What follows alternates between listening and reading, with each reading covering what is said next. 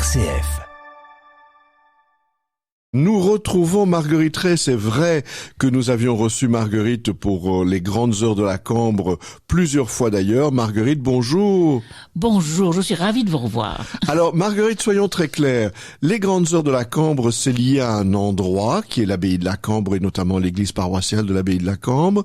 Mais en même temps, c'est un projet et je dirais même c'est une mission. C'est une mission, tout à fait. C'est une mission qui se distingue d'un simple activité culturelle qui consisterait à faire des concerts, les plus beaux soient-ils. Nous avons une mission qui est de situer la culture dans son prolongement spirituel. C'est une vocation particulière qui fait que toute activité déploie en fait la source d'inspiration du compositeur ou bien donne l'occasion de voir tous les prolongements qu'on pourrait avoir en regardant une œuvre intéressante. Mais donc c'est pas seulement esthétique, c'est aussi, il y a une part de formation. Il y a une part de formation tout à fait, et il y a une part de contemplation, je dirais. Contemplation et introduction dans le sens profond de l'œuvre. Mais alors, au témoin d'un doute, si on n'est pas un chrétien catholique convaincu, on peut quand même être touché par toutes ces œuvres. Mais tout à fait, tout à fait. Il ne faut pas être un chrétien catholique convaincu, pas du tout. Il faut être toute personne qui a une sensibilité artistique, qui a une sensibilité intérieure. On peut être touché par la musique tout simplement. Il n'y a pas de lecture préétablie de ce que l'on propose. La résonance de ce qu'on propose va dépendre de chaque personne. C'est comme quand vous écoutez une œuvre musicale, chaque personne qui l'écoute la reçoit différemment.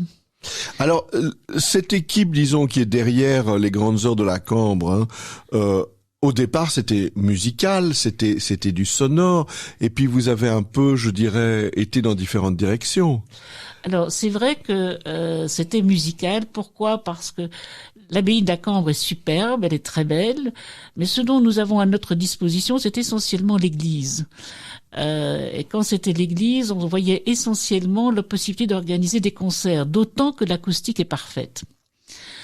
L'époque Covid a été une époque tout à fait particulière. Il y avait plus de présentiel, donc on s'est dit c'est trop dommage. On va pas laisser la fête de Pâques et la fête de Noël sans rien qui la magnifie. Et nous nous sommes lancés dans le film et nous avons réalisé 2 petits films de 15 minutes sur le mystère de Noël et le mystère de Pâques.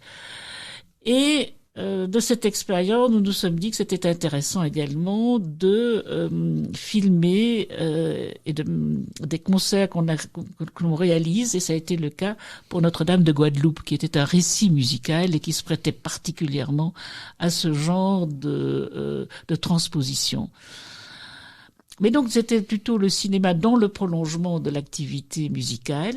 Mais dernièrement, les grandes heures de la Cambre se voient avec une mission plus élargie. Plus élargie parce que on envisage de pouvoir utiliser également le cloître. Et comme on peut utiliser le cloître, on peut y réaliser des expositions à condition qu'il y ait tout un équipement qui permette d'avoir une valorisation professionnelle des œuvres qui y seraient exposées. Parce que vous n'invitez pas, je dirais, des gens qui ont un hobby. Ce sont des gens qui ont choisi comme métier ces métiers de l'art, que ce soit de la musique ou de la peinture ou du cinéma. Absolument, ce sont chaque fois, nous travaillons avec des professionnels.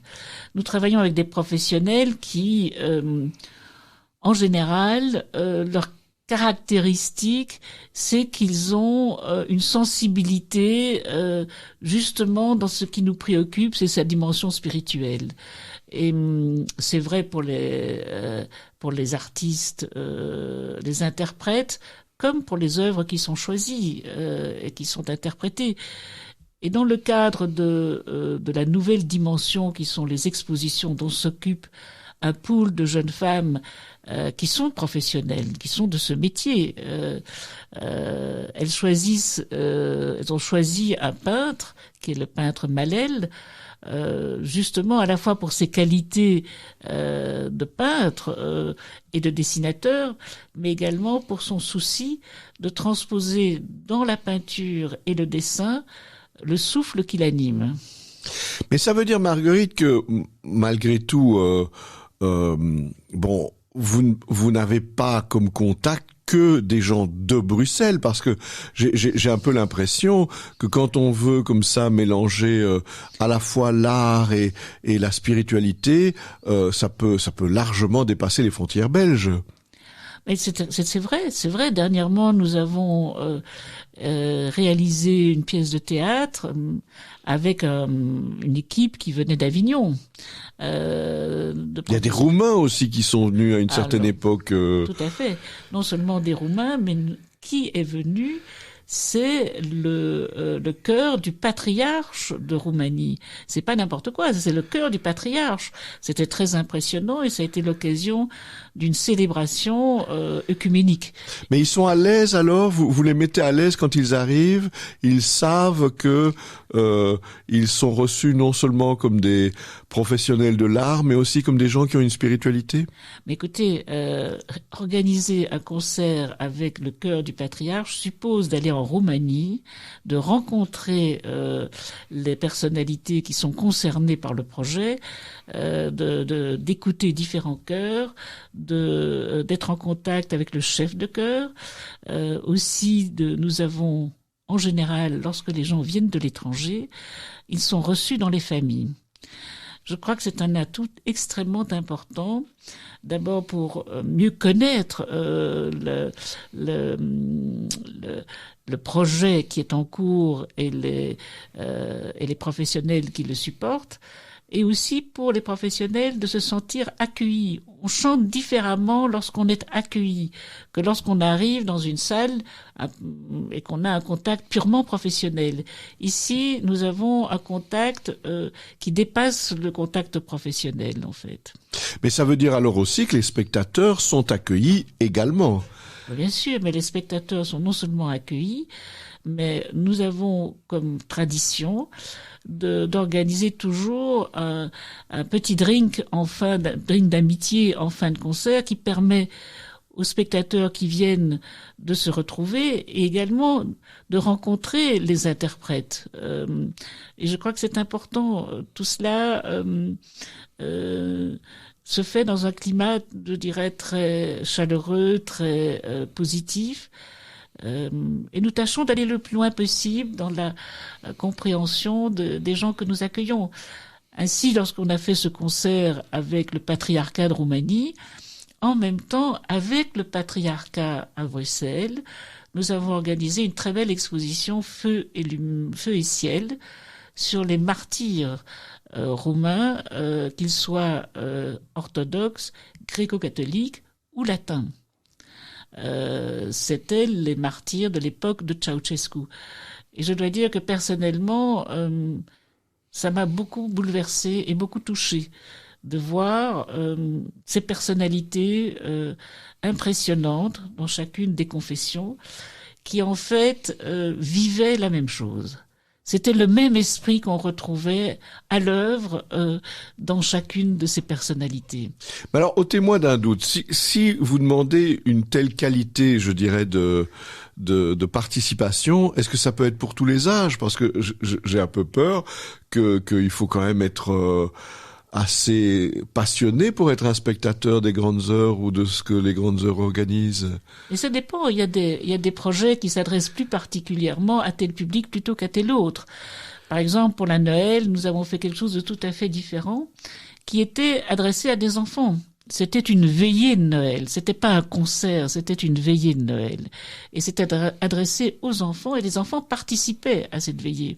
Donc, les projets varient en fonction du public que l'on désire toucher, en fonction des ressources artistiques qui sont présentes. C'est en dialogue que l'on travaille les projets. Alors, il y a différents types de projets. Il y a des projets où nous sommes uniquement dans une position d'accueil, mais d'accueil, je dirais, sympathique et de soutien, et parce que nous trouvons une connivence entre les gens que nous accueillons et l'esprit qui nous anime, si je puis dire. Mais alors, vous arrivez à prévoir quoi? 6 mois à l'avance, 1 an à l'avance? Parce que ça doit pas être simple, Marguerite. Vous savez, c'est vrai qu'on devrait travailler avec une perspective d'un an de préparation. C'est assez rare.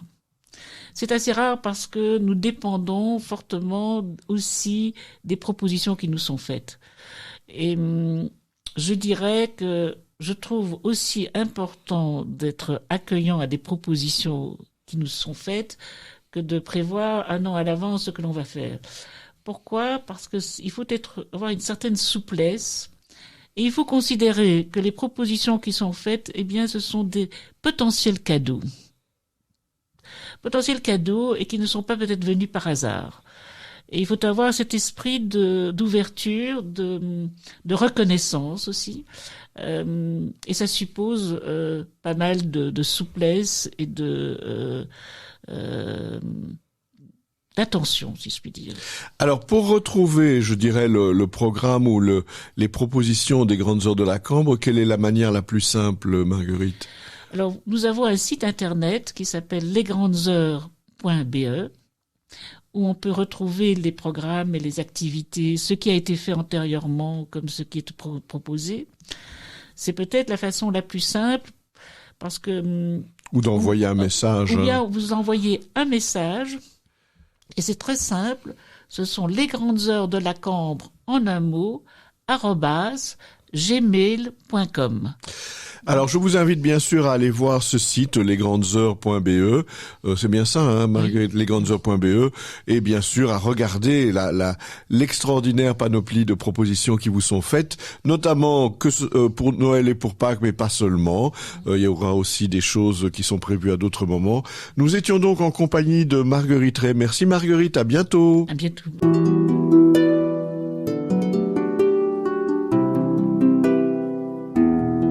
Au fil de la vie, Enzo Bordonaro. RCF est une radio de proximité.